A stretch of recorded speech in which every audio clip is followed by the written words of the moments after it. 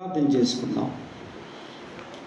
ప్రేమగల తండ్రి, పరిశుద్ధమైన దేవ, యేసయ్య మీ నామానికి స్తోత్రాలు చెల్లిస్తున్నాను. అల్పుని ఐక్యనాన్ని ఒప్పుకుంటూ నేను ప్రభా నా జీవితంలో మీరు చేసిన మేలులను బట్టి ఉపకారాలను బట్టి మీకు వందనాలు ప్రభా. ఈ దినము నేను తన ప్రాంతాన్ని తీసుకొచ్చి నిలబెట్టుకున్నందుకు స్తోత్రాలు.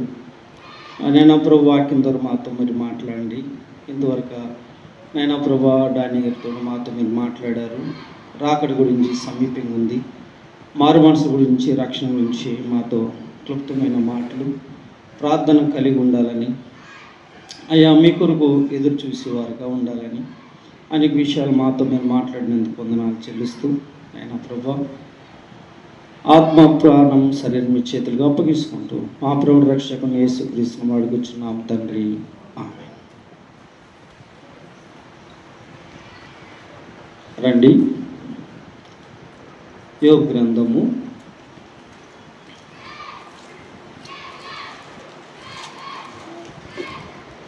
22వ అధ్యాయము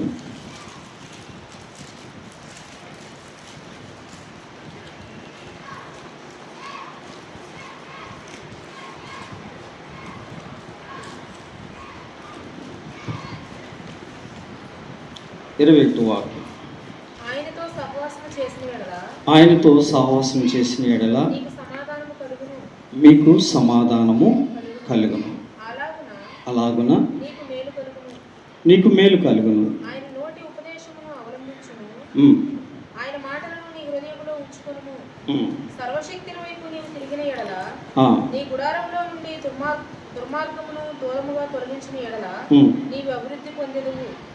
సరిపోతుందండి. ఇక్కడ మన అంశం ఏంటంటే కనుక ఆయనతో సహవాసం చేసినట్లా నీకు సమాధానము, అలాగునే నీకు మేలు. ఇక్కడ దేవునితో సహవాసం చేస్తే కనుక మనకేమొస్తుందంటే సమాధానం వస్తుంది, అలాగే మేలు కలుగుతుంది. దేవుని మందిరానికి మనం ఎందుకు వస్తున్నాం తెలుసా? చాలామంది దేవుని మందిరానికి మనం ఎందుకు వెళ్తున్నాం, వెళ్ళటం వల్ల ప్రయోజనం ఏంటి? మన ఇంట్లో ఆరాధించుకోవచ్చు కదా, లేదా ఎక్కడైనా ఆరాధించుకోవచ్చు కదా, ఎందుకు ఈ స్థలానికి వచ్చి ఆరాధన జరుగుతున్నాయి, ఎందుకు ఈ స్థలానికి వచ్చి ఈ పునర్ధన దినాన్ని మనం వచ్చి ఆరాధిస్తాము అని ఒక భావన కలిగి చాలామంది ఉండొచ్చేమో. నిర్గమకాండంలో తీయొద్దండి, 20వ అధ్యాయము 11వ వాక్యం ఉంటుంది. 6 దినాలు కష్టపడి 7వ దినం విశ్రాంతి దినమున దేవుని మందిరం గడపటం వల్ల ఆశీర్వాదం వస్తుందంట. అంతేకాకుండా దేవుడు మనల్ని పరిశుద్ధపరుస్తాడు. మందిరానికి రావటం వల్ల పరిశుద్ధపరచబడతాం, రెండోది ఆశీర్వాదం పొందుతాం. అది దేవుడు చెప్పిన మాట. అంటే దేవుని మందిరంలో గడపటం వల్ల సమాధానం, శాంతి ఉంటుంది. ఎందుకు? దేవుని సన్నిధిలో ఉంటున్నావంటే దేవునితో సహవాసం చేస్తున్నావు, నువ్వు దేవుని ఇంట్లో ఉంటున్నావు, దేవునితో సహవాసం చేస్తున్నావు కాబట్టి నీకు సమాధానం ఉంటుంది. చూడండి, చాలామంది డబ్బు సంపాదిస్తారు, బంగారం ఉంటుంది, ఇల్లు ఉంటాయి, అన్నీ ఉంటాయి, సమస్తం ఉంటాయి, కానీ వాళ్ళకి సమాధానము, శాంతి ఉండదు. అందుకని ప్రభువారు అంటారు, ప్రయాసపడి భారము సమస్తదన్నారా నా ఎద్దుకు రండి, నా సన్నిధికి రండి, నా ఎద్దుకు రండి, మీకు విశ్రాంతిని ఇస్తా అంటారు.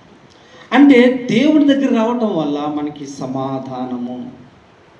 అప్పులతో బాధపడుతూ ఉంటాం, రోగముతో బాధపడుతూ ఉంటాం, అనేక సమస్యలతో బాధపడుతూ ఉంటాం, నిందలు పడుతూ ఉంటాం, అవమానాలు పొందుతూ ఉంటాం. ఈ సమయంలో మనకి శాంతి, సమాధానం ఉండదు, కలవరంతో ఉంటాం, నిద్ర పట్టదు, కుటుంబంలో నెమ్మది ఉండదు, సమాధానం ఉండదు, బిడ్డలతో సమాధానం ఉండదు, భార్యాభర్తలతో సమాధానం ఉండదు, కుటుంబంతో సమాధానం ఉండదు, బంధువులతో సమాధానం ఉండదు, ఇరుగు పొరుగులతో సమాధానం ఉండదు. ఇటువంటి సమాధానం లేని సమయంలో దేవునితో నువ్వు గడిపితే కనుక సమాధానం ఇస్తాను. ఈ లోకంలో సమాధానం లేకపోతే కనుక ఎవరు బ్రతకలేరండి.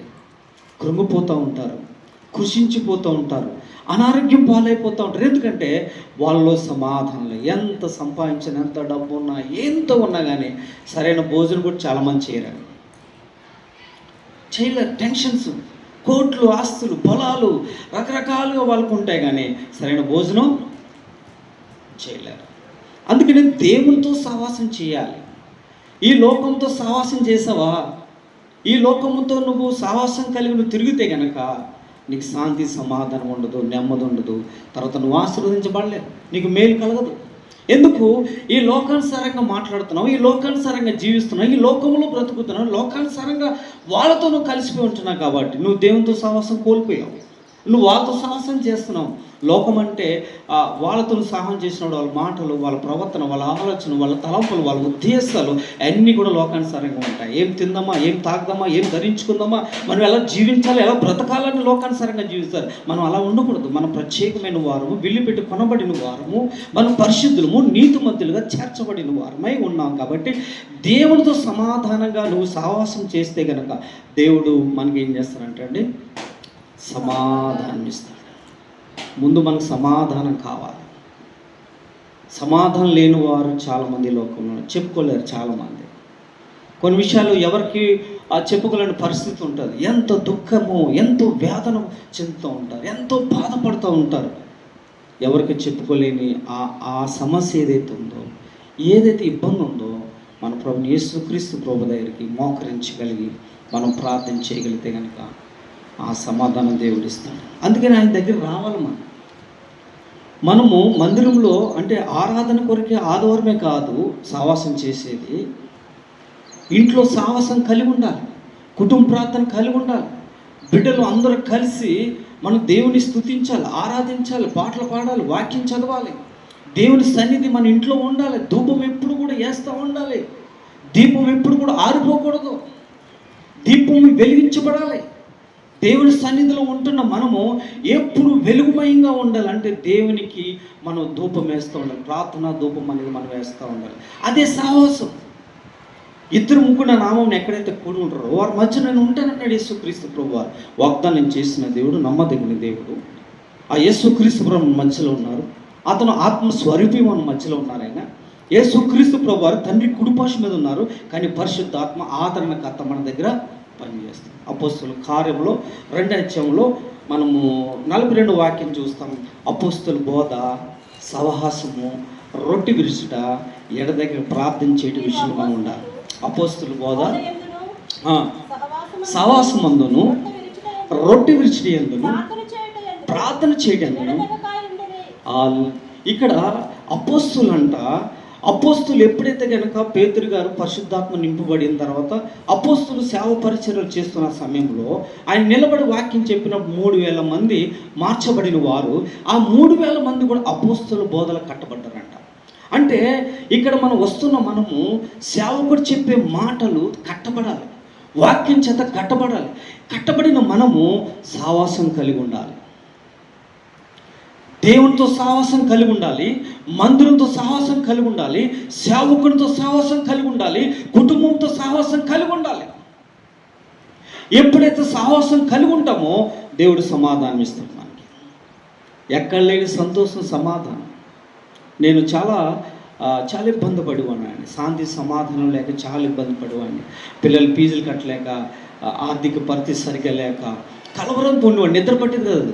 నిద్ర పట్టలేని సమయంలో అర్ధరాత్రి 1 గంట ప్రాంతం లేచి బోర్లంగా పడుకుని ప్రార్థన చేస్తూ ఉండేవాడిని. బోర్లంగా సాష్టాంగ నమస్కారం అంటారు కదా, సాష్టాంగ నమస్కారం చేస్తూ ఎంతసేపు చేసావో నాకే తెలియదు. ఎందుకు? ఫీజు కట్టాలి, రేపు లాస్ట్ డేట్. అందుకని ప్రార్థన చేస్తున్న సమయంలో ప్రభు నాకు ఏదో అవకాశం, ఏదో రకంగా నాకు తీర్చిపెట్టు అంటే లోపల కలవరంతో సమాధానం లేని పరిస్థితులు ఉన్నప్పుడు నువ్వు మోకరించగలగాలి, ప్రార్థన చేయగలగాలి. మనం ఏం చేస్తాం తెలుసా అండి, చిన్నది ఏదైనా కలితే కనుక ఇంటి పక్కలో చెప్పేస్తాం, చిన్నదైనా ఉంటే కనుక ఎవరికరికో పని చేసుకుంటాం. ఏదైనా జరిగినా అది మంచి అయినా చెడ్డైనా తక్కువని మనం అందరికీ చెప్పేసుకుంటాం. దానివల్ల నీకు ప్రయోజనం ఉండదు, అది నీకు బాధ కలిగిస్తుంది. సుమి, నువ్వు ఎవరికైతే దుఃఖం ఏడ్చి చెప్పవో, బాధపడి చెప్పవో, ఎవరికైనా చెప్తే వాళ్ళు ఓదార్స్తారేమో, నాకేమన్నా సహాయం చేస్తారేమో అనుకుంటాం మనము. దానివల్ల మనకు నష్టమే. మనల్ని ఇంకా నీచంగా చూస్తారు, ఇంకా మనల్ని ఎగతాళి చేస్తారు. అదే కానీ యేసు ప్రభువు జీవం గల దేవునికి మనము ప్రార్థన చేస్తే కనుక ఆయన మనకి సమాధానం ఇచ్చి మనకి ఏంటంటే మనకున్న ఇబ్బందులు, సమస్యలను దేవుడు మార్గం చూపిస్తాడు. అనేకమైన కార్యాలు నేను చూడగలిగాను. అందుకనే మనం ఎప్పుడు కూడా ఎవరికి కూడా ఏది కూడా చెప్పుకోకూడదు. కుటుంబ సమస్యలు కానీ ఏది కూడా బయట వాళ్ళకి వెళ్ళకూడదండి. ఈ వెళ్ళటం వల్లనే అది మనకి సమస్య ఇంకెక్కువ తప్ప తక్కువ. ఆ సమస్య దేవుని దగ్గర ఒప్పుకుంటే కనుక అదే సమస్య ఏదైతే ఇబ్బందులు పడుతున్నావో, ఏదైతే సమస్యలు ఉన్నావో ఆ ప్రభు దగ్గర సహవాసం కలిగి ఉండు. ఒక దినం కాదు, ఒక దినం ఏదో ఒక దినము, వారం రోజుల్లోనో, నెల రోజుల్లోనో ఆ సమస్య దేవుడు తీరుస్తాడు తప్పకుండా. ప్రార్థన ఆలకించే దేవుడు, జీవంగల దేవుడు ఆయన, ప్రార్థనకి జవాబిచ్చే దేవుడు, పిలిస్తే పలికే దేవుడు, మన సమీపంగా ఉన్న దేవుడు, ఆదరణకర్తే ఉన్న దేవుడు, పరిశుద్ధాత్మ దేవుడు మనతోనే ఉంటాడు. ఆయన మనం వెళ్ళి ప్రతి స్థలంలో ఆయన ఉంటాడు. మనకి ఆయన తోడుగా ఉంటాడు, నీడుగా ఉంటాడు, నీ రెక్కలకు భద్రపరుస్తాడు, క్షమాన్ని అనుగ్రహిస్తాడు, ప్రతి కీడిని అపాయం తప్పిస్తూ ఉంటాడు, పాదముకి రాయి తగలకుండా కాపాడుతూ ఉంటాడు, మార్గంలో ఆయన నడిపిస్తాడు కదా. అటువంటి ప్రభుని మనము గుర్తు చేసుకోకుండా, జ్ఞాపకం చేసుకోకుండా, సహవాసం చేసుకోకుండా మనకున్న బాధలు, ఇబ్బందులన్నీ వాళ్ళకి వెలుగు చెప్పి మనం ఇంకా సమస్యలో ఇరుక్కుంటూ ఉంటాం. అదే తొందరపాటు. అందుకని సహవాసం కలిగి మనం ఉండాలి. ఇంకా మనం చూస్తే కనుక ఎవరితో ఇక్కడ చూద్దాం. మార్క్స్ వార్త 5వ అధ్యాయం. మార్క్స్ వార్త 5వ అధ్యాయము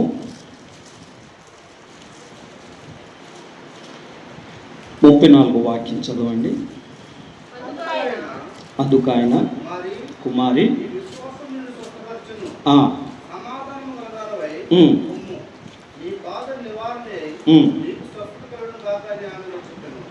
చూడండి, ఇక్కడ మనము ఈ భాగము మనకు చాలా తెలుసు. ఈ స్త్రీ గురించి మనం బాగా వాక్యాలు విన్నాం.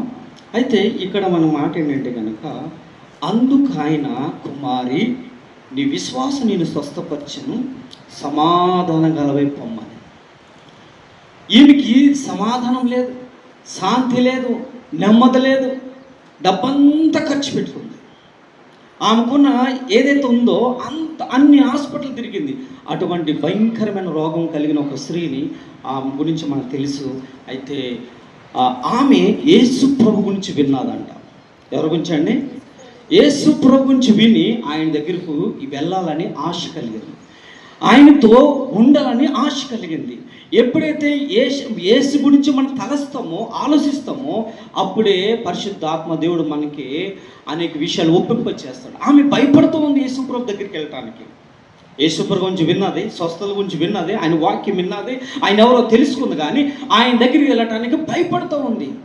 అందుకనే ఆమె ఏమనుకుందంట, దొంగచాటుకి వెళ్ళి ఆయన చెంగు నేను ఆ బట్టలు ముట్టుకుంటే కనుక నేను స్వస్థత కలుగుతుందని ఒక ఆలోచన, విశ్వాసం ఆమెకు వచ్చేసింది.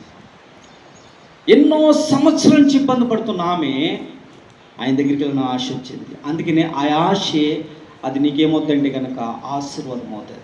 ఆ ఆశే నీకు స్వస్థత కలుగుతుంది. ఆ ఆశే నీకు దీవెనకరంగా దేవుడు చేస్తాడు. యేసుప్రభుని చూడాలని జక్కీ అనుకున్నాడు. అందుకని యేసుప్రభు ఆయన దగ్గరికి వెళ్ళిపోయాడు. యేసుప్రభుని నువ్వు చూడాలనుకోవాలి. యేసయ్యని నువ్వు తలంచుకుంటే కనుక ఆయన మన దగ్గర సమీపంగా ఉన్నాడు. ఆయన జక్కయ్య చూస్తున్నాడు యేసుప్రభు ఎప్పుడు వస్తాడని. జక్కయ్య దగ్గరికి యేసుప్రభు వచ్చేసాడు. జక్కయ్య యేసుప్రభుని చేర్చుకున్నాడు. జక్కయ్య ఇంట్లోకి వెళ్ళాడు. పశ్చాత్తాప హృదయంతో బయటకు వచ్చి అంటాడు, ఎవరి దగ్గర అన్యాయంగా ఒక అంత తీసుకుని 4 ఇంతలు నేను ఇస్తానంటున్నాడు. ఎంత పశ్చాత్తాపం! ప్రభు చెప్పాడా ఇమ్మని? అంటే మనం ఆలోచన, తలంపులు ఎలా ఉండాలంటే యేసయ్యని చూడాలి, యేసయ్యతో నేను సంభాషించాలి, యేసయ్యతో నేను మాట్లాడాలి, యేసయ్యకి నేను ప్రార్థన చేయాలి, యేసయ్య గురించి నేను తెలుసుకోవాలని మనం ఆశ మనలో ఉండాలి. అంతేకాకుండా యేసయ్య గురించి ఇంకా బైబిల్ చదువుతూ ఉండగా దేవుడు అనేక విషయాలు మాట్లాడతాడు. ప్రభు రోజు మాట్లాడతాడు. ఎలా మాట్లాడతారంటే వాక్యం ద్వారా మాట్లాడతాడు, దేవుడితో మాట్లాడుతూ ఉంటాడు, దర్శనాలతో మాట్లాడతాడు, కళలతో కూడా మాట్లాడుతూ ఉంటాడు, సేవకులతో కూడా మాట్లాడుతూ ఉంటాడు. చాలా స్పష్టంగా మాట్లాడుతూ ఉంటాడు. నీ అవసరం ఏంటో, నీ అక్కరేంటో, నువ్వు ఎలా ఉన్నావు, నీ జీవితం ఏంటో మొత్తం అంతా కూడా బైబిల్ నీకు తేట తెల్లిగా అర్థంలాగా చూపిస్తూ ఉంటాడు. ఆ స్త్రీ భయపడుతూ వచ్చింది, యేసయ్యని చూడాలనుకుంది, యేసయ్య దగ్గర రావాలనుకుంది, యేసయ్య చెంగు ముట్టుకోవాలనుకుంది, వచ్చి ముట్టుకున్న వెంటనే యేసయ్యలో ఉన్న ప్రభావం వెళ్ళిపోయిందంట. ఆ శక్తి ఆమెలోకి వెళ్ళిపోయిందంట. వెళ్ళిపోయి భయపడతా ఉంది, యేసుప్రభుని కుమారి నీ విశ్వాసము సమాధానం కలయి. ఎన్ని సంవత్సరం పాపం ఎవరికో చెప్పుకోలేని పరిస్థితిలో ఉన్నామే, సమాధానం నేను జీవిస్తుంది. చాలామంది చెప్పుకోలేరండి. నువ్వు యేసు దగ్గర రా. ఎటువంటి రోగమైనా సరే, ఎటువంటి బలహీనతైనా సరే, ఎటువంటి సమస్య అయినా సరే, నువ్వు దేవునితో సహవాసం చేస్తే కనుక నీకు సమాధానం ఇస్తాడు, నీకు స్వస్థత ఇస్తాడు. అక్కడ మాట లాస్ట్ చదవండి, అది కుమారి అందుకైన కుమారి నీ విశ్వాసం నేను స్వస్థపరచను,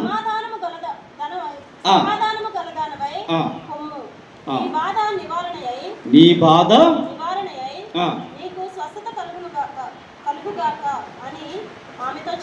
సంపూర్ణమైన స్వస్థత కలుగును గాక, నువ్వు వెళ్ళమని అంటున్నాడు. అంటే యేసే దగ్గరికి వస్తే నీకేం కలుగుతుంది? స్వస్థత. ఇంకేం కలుగుతుంది? సమాధానం. ఇంకో మాట కూడా చదువుకుందాం. కీర్తనలు 65 కీర్తన 4వ వచనం.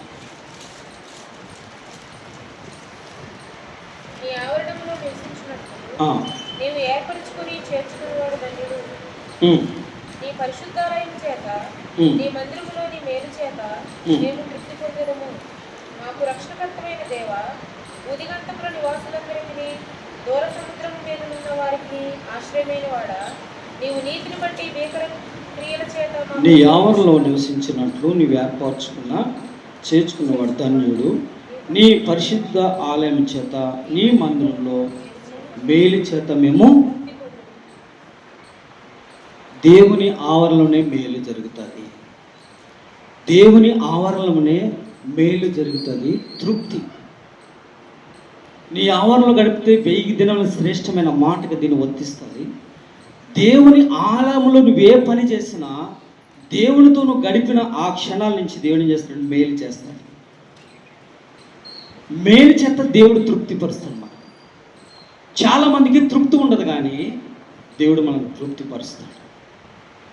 నీ ఆవరణంలో అంటే దేవుని సన్నిధిలోనే తృప్తి, దేవుని సన్నిధిలోనే మేలు, దేవుని సన్నిధిలోనే ఆశీర్వాదం, దేవుని సన్నిధిలో నుంచి నీకు అభివృద్ధి, నీ కుటుంబము దీవెన, నువ్వు బలము, నీ విశ్వాసము, నీకు సమాధానము, నీకు శాంతి దేవుని మందు నుంచి నీకు వస్తుంది. నువ్వు నమ్మి విశ్వాసిస్తే కనుక దేవుని సన్నిధికి వస్తున్నాం, మనము ఎన్ని పొందుకుంటాం. చూసారా, ఒక ఆదివారం 2 గంటలు గడిపితే చాలు దేవుని సన్నిధిలో ఎన్నో మేలులో. మళ్ళీ వారమంతా కూడా మన లోకంలో పని చేస్తాము, డ్యూటీకి వెళ్తూ ఉంటారు, అనేక రకాలుగా వెళ్తూ ఉంటారు. దేవుడు కాపుదల, బలము, శక్తి, ఆరోగ్యము, ఆయుష్. అందుకని దావీదు అంటాడు, అయ్యా నేను పడుకుని లేచాను, నేను నిద్రపోయి మేలుకున్నాను అని అంటాడు. అంటే పండుకున్న మనం లేస్తామో లేదు తెలియని పరిస్థితిలో మనం ఉంటాం. ఆయుష్ కాలము ఎంత మనం యాకోబు రాసిన పత్రికలో 5 అధ్యాయంలో చూస్తాం. కొంతసేపు కనబడి అంతలోనే మాయమయ్యే ఆవిరి లాంటి వాళ్ళు మనము. దేవుడు కృపిస్తున్నాడండి, దేవుడు ప్రేమిస్తున్నాడండి, ఆయన కృప వెంబడి కృపిస్తున్నాడు. ప్రతి దినము ఆయన కాపుదల ఉంటుందండి, ప్రతి దినము ఆయన నిన్ను ప్రేమిస్తూనే ఉన్నాడు. ప్రతి దినము ఎన్నిసార్లు గాయపరచము, ఎన్నిసార్లు గాయాలు రేపము, ఎన్నిసార్లు తిరగబడ్డాము, ఎన్నిసార్లు అయిష్టమైన జీవితం జీవించాము యేసుక్రీస్తు ప్రభు వారికి. మన మాటల ద్వారా, చూపు ద్వారా, తలంపుల ద్వారా, ఉద్దేశం ద్వారా, నడకల ద్వారా దేవునికి ఆయుషపరుస్తూ వచ్చిన ఆ దినం లేకపోవచ్చేమో. మనం అనుకుంటాము నేను దేవుని ఆయుషపరచలేదు అనుకోండి, కానీ ఏదో ఒక ద్వారా దేవునికి ఆయుషపరుస్తూ ఉంటాం. కానీ దేవుడు మనం ప్రేమిస్తున్నాడు. దేవుని ఆలయంలో మేలు జరుగుతుంది. ఏం జరుగుతుందండి? మేలు చేస్తుంది. యోగ గ్రంథంలో మనము ఇంకో మాట చూద్దామండి, 23లో చదవండి.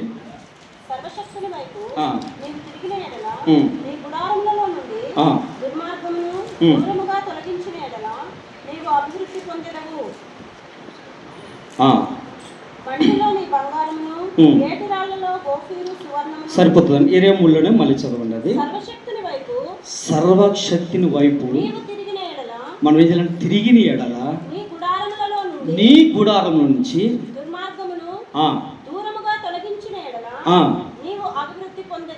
అభివృద్ధి పొందుతాము. ఎప్పుడు అభివృద్ధి పొందుతాం తెలుసండి మన కుటుంబం?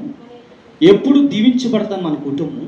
ఎప్పుడు అభివృద్ధికి వెళతామంటే కనుక మన కుటుంబంలో ఏముండాలంటే దుర్మార్గం అంట తీసివేయాలి. ఏంటి ఈ కుటుంబం? ఏది గుడారం అంటే ఏది?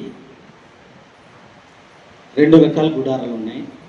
ఒకటి మన ఇల్లు, రెండోది మన హృదయం. ఈ హృదయంలో వచ్చే ఆలోచనలు, దుర్మార్గమైన ఆలోచనలు వస్తామంటే అప్పుడప్పుడు రకరకాల ఆలోచనలు, పాపపు ఆలోచనలు కలిగి ఉంటాం మనం. ఈ దుర్మార్గమైన ఆలోచనలు లేదా కీడు చేయాలనో, ఇబ్బందులు పరచాలనో, అవమానపరచాలనో, నిందించాలనో రకరకాల ఆలోచనలు మనలో ఉన్న ఆ దుర్మార్గమును అదంత బయట పారేయాలంట. ఎక్కడ పారేయాలండి? అందుకనే ప్రసంగి అంటాడు, నువ్వు దేవుని మందిరానికి వెళ్ళినప్పుడు నీ ప్రవర్తన అంతా కూడా ఎక్కడ చూసుకోవాలి? ఎక్కడ చూసుకోవాలంట? గేటు బయటే. నువ్వు ఇంకా మందిరం రాకముందే ఇది దేవుని స్థలం, ఇది పరిశుద్ధమైన స్థలము, ఇది పరిశుద్ధపరచబడిన స్థలంలోకి నువ్వు వచ్చిన అనాలోచనగా వచ్చి స్తుతించకూడదు, అనాలోచనగా పాటలు పాడకూడదు, అనాలోచనగా నువ్వు కూర్చోకూడదు. ప్రవర్తన ఏదైతే ఉంది, ఇంటికాడి నుంచి వచ్చినప్పుడు ఈ వారం అంతా ఏదైతే జరిగిందో ఇవన్నీ కూడా నువ్వు గేటు బయట విడిచిపెట్టాలి. పరిశుద్ధంగా దేవుని సన్నిధిలో హృదయపూర్వకంగా స్తుతించడానికి ఆవరణలో ప్రవేశించిన ఎడల, దుర్మార్గం విడిచిపెట్టిన ఎడల, నీ గుడారంలో, నీ కుటుంబంలో ఆయాసకరమైనది, విగ్రహాలకు సంబంధమైన ఏదైనా సరే అది బయట పారేయవలసిందే. ఏదైనా కుటుంబంలో విగ్రహాలకు సంబంధం ఏదైనా ఉందా, అదంతా బయట పాడేయాలి. నీ హృదయంలో విగ్రహం సంబంధమైన దుర్మార్గమైనది ఏదైనా ఉంటే కనుక అది బయట పారేయాలి. ఇంట్లో రాకూడదు. అది ఇంట్లో రానే అది శాపం. మనకి వర్ధిల్లేము, ఆశీర్వదించబడలేము, అభివృద్ధి అవ్వలేము, మేలు జరగదు. అయ్యో నేను మేలు చేస్తున్నా, నాకు కీడు చేస్తున్నాడు అంటే కనుక, నువ్వు మేలు చేయడం అంటే కనుక నీలో ఏదో ఒకటి ఉన్నది. అది ఎవరొకరు మన హృదయంలో ఏదో ఒకటి ఆలోచన కలిగి ఉంటాం. దయచేసి అది యేసు ప్రభు వాక్యం ద్వారా మన దేవుడు మాట్లాడుతున్న మాట ఉంటే కనుక, ఏదైనా సరే దుర్మార్గమైన ఆలోచన ఉంటే కనుక మన కుటుంబంలో కానీ, గుడారం అంటే కుటుంబం కానీ, హృదయం అనే గుడారం, ఈ గుడారం లేదు ఉండకూడదు, తీసి పారేయాలి. మనం సమర్పించుకునే జీవితం, ఒకవేళ మీరు కనుక ఆ జీవితం సమర్పించుకుని నువ్వు గనక వెళ్తున్న సమయంలో దేవుడి వారం నేను ఆశీర్వదించవచ్చు.